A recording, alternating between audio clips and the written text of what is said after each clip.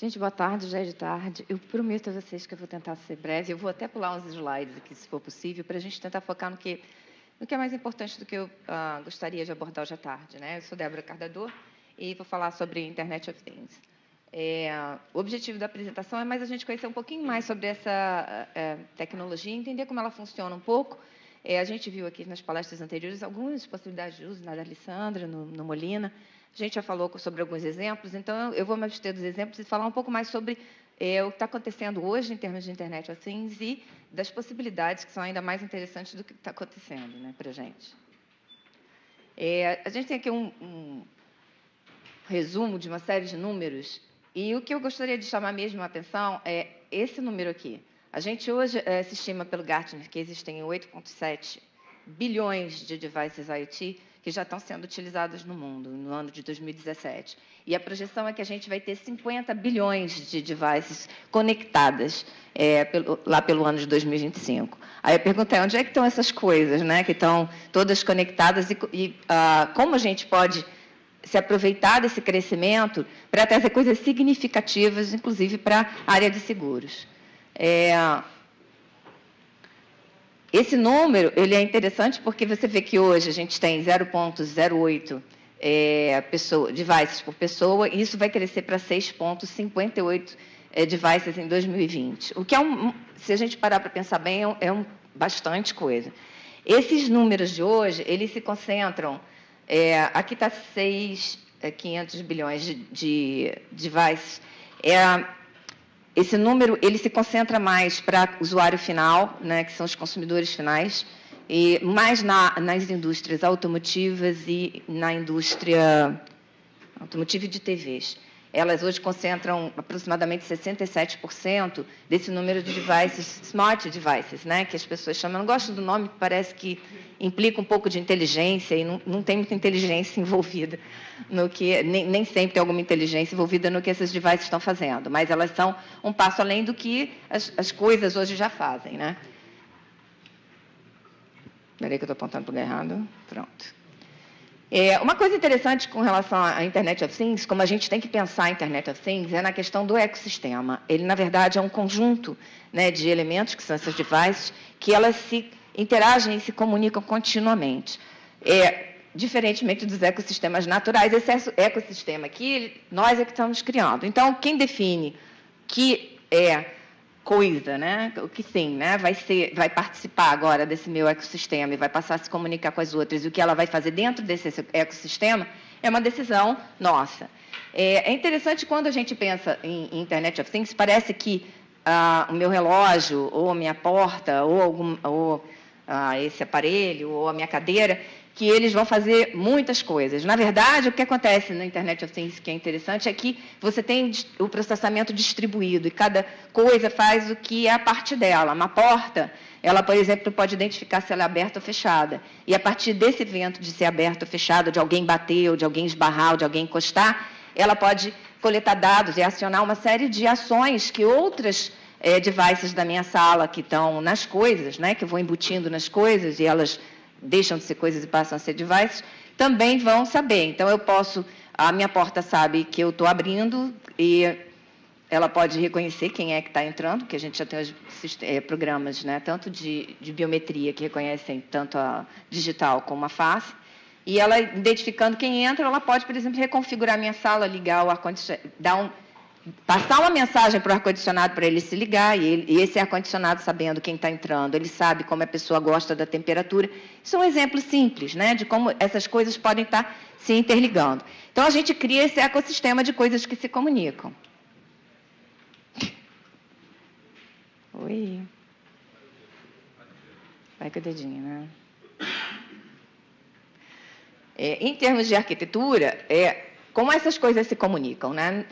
Dentro do mesmo espaço, eu posso ter uma rede local, onde essas coisas se comunicam sem ter necessariamente que lançar mão dos recursos de internet, e a minha porta ali pode falar com a minha cadeira aqui, que pode falar com a minha janela, que fala com a minha cortina, e todo mundo se fala aspas, né? Fala como os computadores se falam. Eles mandam sinais e passam dados uns para os outros que são interpretados, né? O que eu o evento lá de abrir a porta, então alguém abriu a porta, o João abriu a porta, eu posso passar essa informação para a cadeira, para o ar-condicionado, para uma série de outras coisas que estão nessa sala, que estão também sensoriadas. Eu tenho um ponto fora, né, da minha rede local, eu posso ter um ponto de acesso à internet, então essa informação, ela não só fica restrita a esse ambiente da sala, ela pode ir para a internet e ir lá para o Japão, por exemplo, e a minha porta aqui abrir a porta lá no Japão, ou eu apertar alguma, sentar nessa cadeira e abrir uma cortina lá no Japão. Tem alguma utilidade? No momento eu não consigo pensar em alguma, mas é possível. Além de se comunicar com outras coisas, eu também posso me comunicar com tudo que seja acessível à internet ou que seja acessível a uma rede local.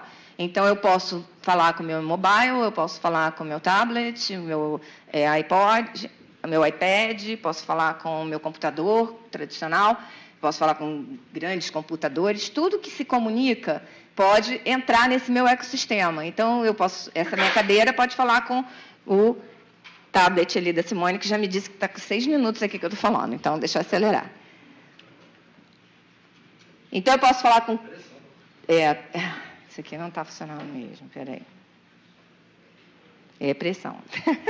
É a ideia do anytime, any place, with anything and anyone.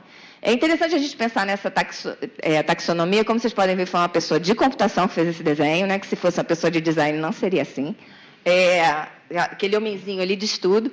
Então, eu tenho, num espaço físico próximo, né? Eu tenho wearables, e eu tenho sensoriamento, que inclusive ele pode ser biomédico, ele hoje em dia a gente já pode implantar tags, né? Na Suécia, semana passada, eles colocaram um tipo de tag que se chama RFID, que é essa de leitura de metrô, desses cartões do Rio Card, eles usam esse mesmo tipo de tecnologia.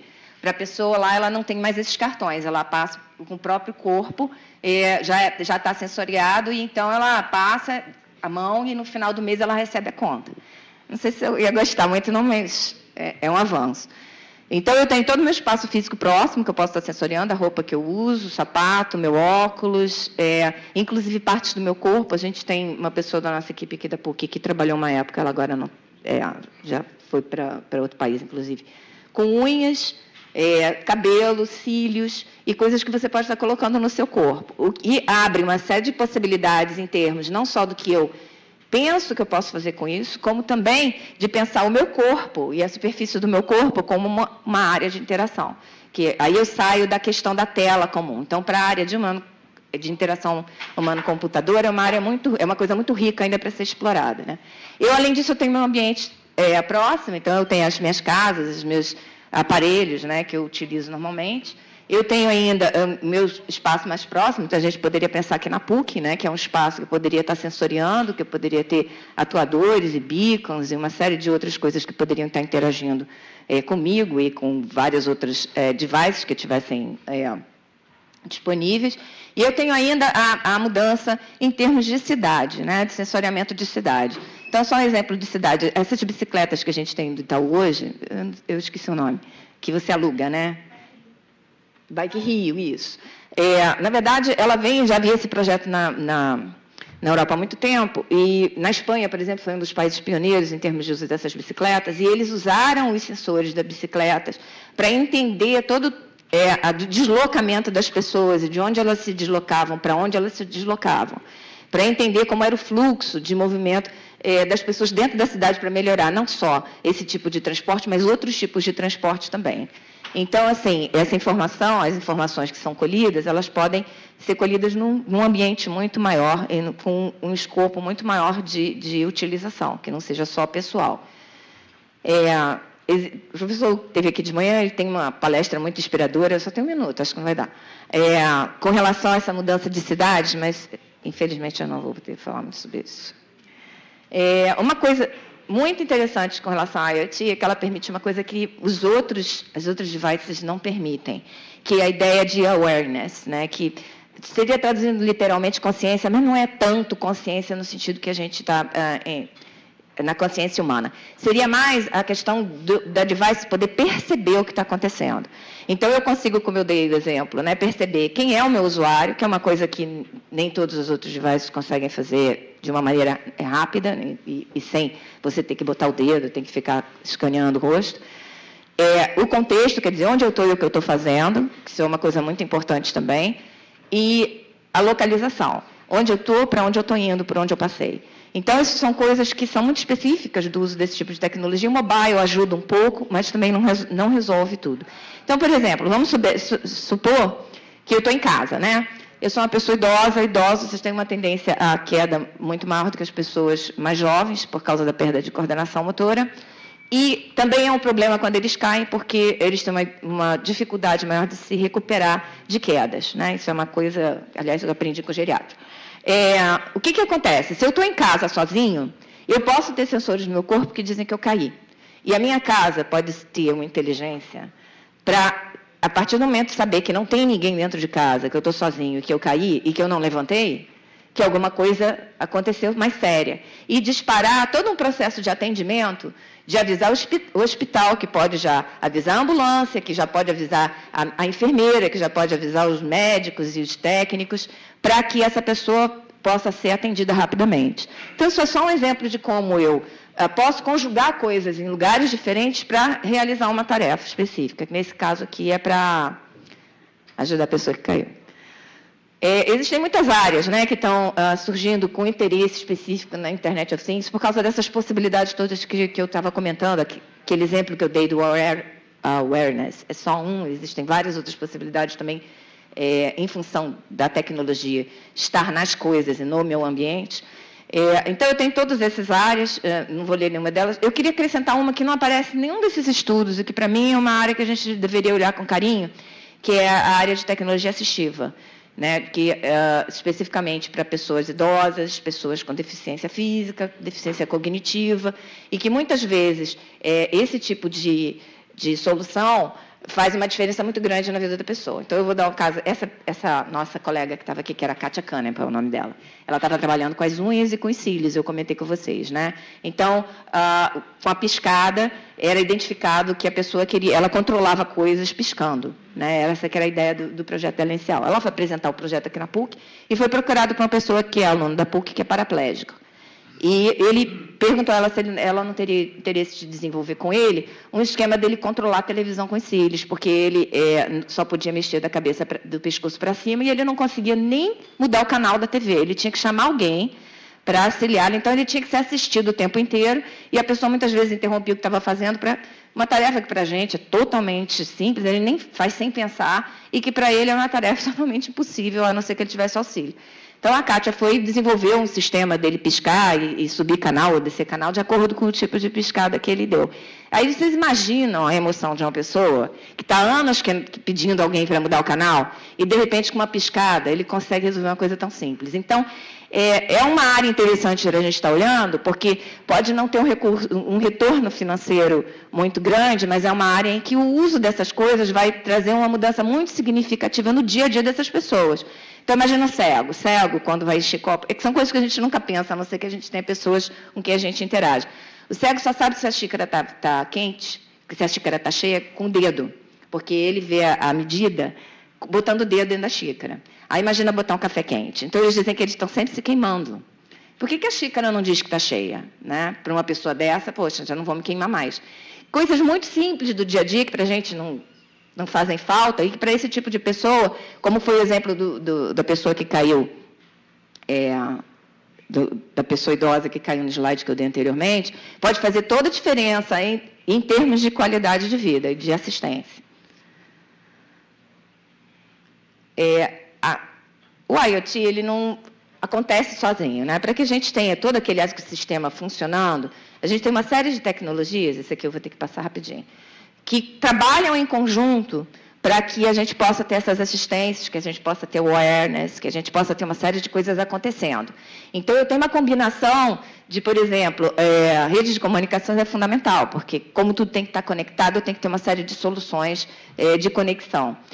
Inteligência artificial também é importante. Quando a gente fala de awareness, por exemplo, uma das coisas que é um desafio, que é reconhecimento de atividade. Né? Se eu estou correndo, se eu estou andando, se eu estou sentado, se eu estou fazendo exercício, se eu estou cozinhando, o que eu estou fazendo? Porque a partir do que eu estou fazendo, essas coisas podem reagir ou agir de maneiras diferentes em função da atividade que eu estou realizando.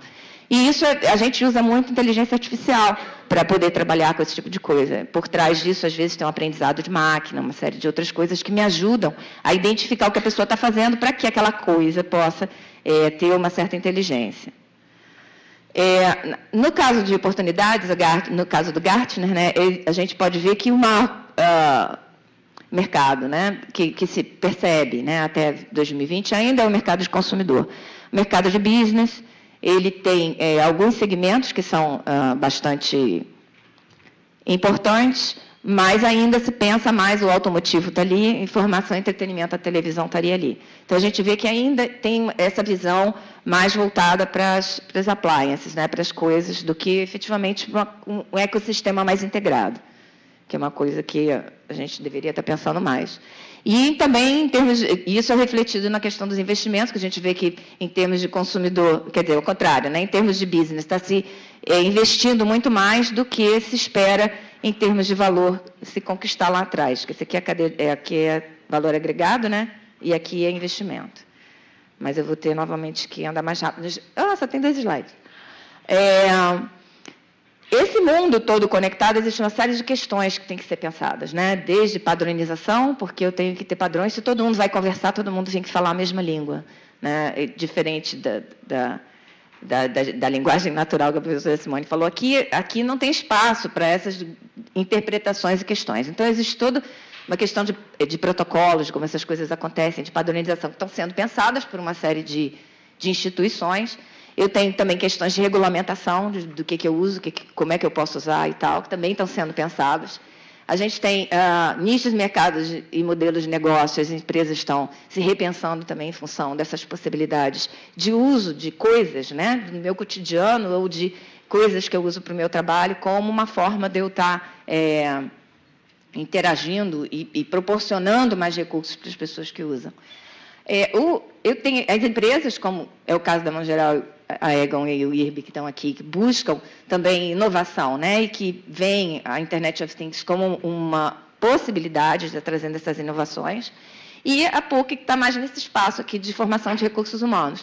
Então, o InsurTech, aí eu vou passar aqui na frente, que é uma coisa que em didática não é muito legal, o InsurTech estaria justamente nesse espaço, quer dizer, as empresas buscando inovação e a universidade querendo formar pessoas com esse perfil de inovação e com uma base tecnológica, né, de conhecimento tecnológico forte, porque até isso é uma frase de um filme recente que diz assim, para quem só conhece martelo, tudo é prego.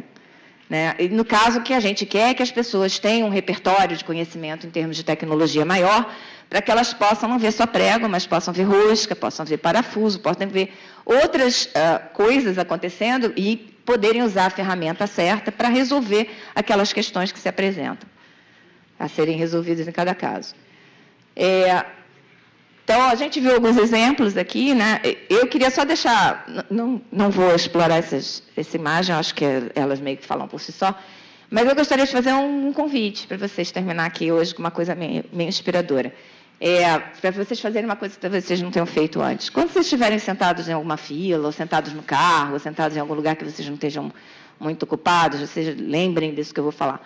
Olhem em volta e tentem pensar o que vocês gostariam, ou o que vocês acham que poderia acontecer com aquele ambiente, ou com aquele carro, ou com aquela cadeira, ou com aquele caderno, ou com aquela caneta, ou com o que é que vocês estejam usando. O que poderia ser colocado a mais nesses objetos e coisas que a gente usa, ou na sua sala, ou na sua cidade, que hoje não existe. São um exercício interessante, porque depois que a gente começa a trabalhar com a IoT, tudo você vê assim, esse potencial. Eu não vejo uma cadeira, eu vejo o potencial da cadeira em se tornar alguma coisa de Internet of Things. Eu não vejo esse copo, eu vejo como é que esse copo podia ter um sensoriamento assim, assado, para, por exemplo, um problema de idoso.